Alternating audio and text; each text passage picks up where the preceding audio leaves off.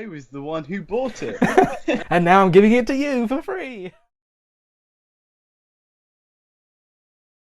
Movie props can be pretty expensive, and since we're supposed to know a couple of things about films, I thought I'd test your knowledge, Ridley, to see if you can, figure out what is the price of these most expensive movie props ever sold. And that's the very creative name of this game that I've just come up with. Yeah, you think out of anyone, I would be the one to know this, but we shall soon find out. Exactly. I have little common sense when it comes to money. That's why I thought you'd be the perfect person to play this game with. There's only 5 questions. If you get 3 or more right, you win a movie prop replica of your own. Question number 1. In 2017, the lightsaber used by Mark Hamill's Luke Skywalker and Alec Guinness's Obi-Wan Kenobi was sold at auction. How much did it sell for? Was it A, $450,000, B, $550,000, or C, $300,000? Ooh. See, the Star Wars fan in me wants me to go higher, so I know it's one of the first 2, but which one? If you don't know, go down the middle. I'm gonna say B. So B's, that's your answer. Yeah. I'm afraid you got it wrong. Oh. It actually sold for $450,000, which that's a crazy amount but it's Star Wars, so. Question number 2. Considered to be one of the best sci-fi movies of all time, Ridley Scott's Blade Runner is also known for its futuristic props and sets, especially the blast used by Harrison Ford's Rick Deckard. The original was sold at auction in 2012. How much did it sell for? A, $225,000, B, $150,000, or C, $270,000? Oh.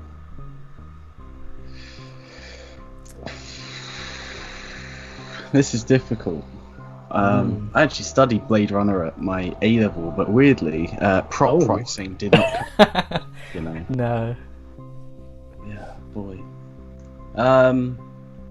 See, you did A last time. I don't think you'd do A again because that would be cruel. I'm gonna go C. It's gonna be A now, isn't it?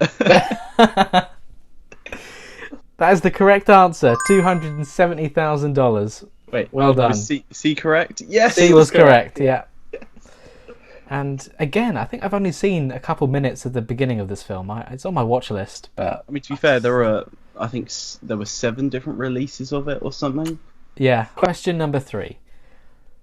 Back to the Future is arguably one of the best movie trilogies out there, and there were 6 DeLorean cars used throughout the films. One was a fiberglass replica, and the original A car has been carefully restored and is now on display at the Peterson Automotive Museum in LA, while the second DeLorean is displayed at Universal Studios Orlando. In 2011, a third DeLorean, having been through extensive refurbishment, came up for auction, with some of the proceeds going to the Michael J. Fox Foundation for Parkinson's research. What was the selling price for this third DeLorean? Was it A, $541,000, B, $525,000, or C, $569,000? Oh.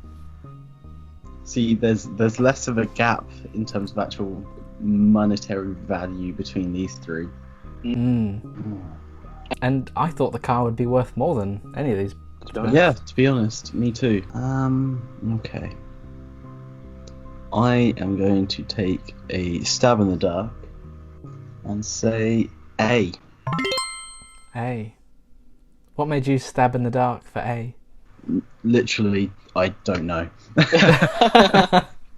Well, that was a good stabbing because that is the correct answer. Yes. Oh, wonderful. Oh, Things you love to see. In 2017, DeLorean, now based in Texas after relocating from Northern Ireland, announced plans to make some more cars, but there was some production hurdles and they haven't made any cars yet. So DeLorean is not a very good business. No, and the actual DeLorean itself, the car they use, terrible. Yeah. And it couldn't even reach 88, I think. I think 84 or 85 was the top speed. So Yeah, reliability issues constantly. yeah. The company has since sold the DeLorean brand, and the new company now makes watches. So if you want a watch with a DeLorean logo on it, you can get one of them. I mean, you know, the car is associated with time, so I guess it only makes sense that they go to something that, you know, Yeah. time. Question 4. From one famous flying car to another. Lord of the Rings director Peter Jackson bought one of the Chitty Chitty Bang Bang cars at an auction in 2011. He purchased one below the estimated sales value and now uses it as a fundraising prop. How much did Peter Jackson pay for the car? Was it A, $910,000, B, $805,000, or C, $1 million? Oh boy. Yeah. Okay. To be fair, you went down in the middle one, which made me think, so he's going to get lower and lower, and then you went up to 1 million, which really threw me off a bit, surprisingly. Oh boy. I'll probably regret this. B, 805,000. Wow. That's a lot of money for a car. It's more than a DeLorean. And that is the correct answer. That's correct. Wow. I was expecting higher, you know. Yeah, that's why I think that... The film's a lot older than Back to the Future. Yeah. And it's so iconic. Yeah. Question number 5. We all remember The Wizard of Oz, don't we? I mean, I don't. I don't think I've actually even seen The Wizard of Oz. You've never seen The Wizard of Oz? I might have. I've seen different versions of it. I don't think I've seen the original version. Oh, no. Clearly, I don't know enough about films. Back in 2014, the costume of the Cowardly Lion was sold at auction. It's the oldest and most expensive prop on this list, but the buyer certainly wasn't shy. How much did the famous lion costume make at auction?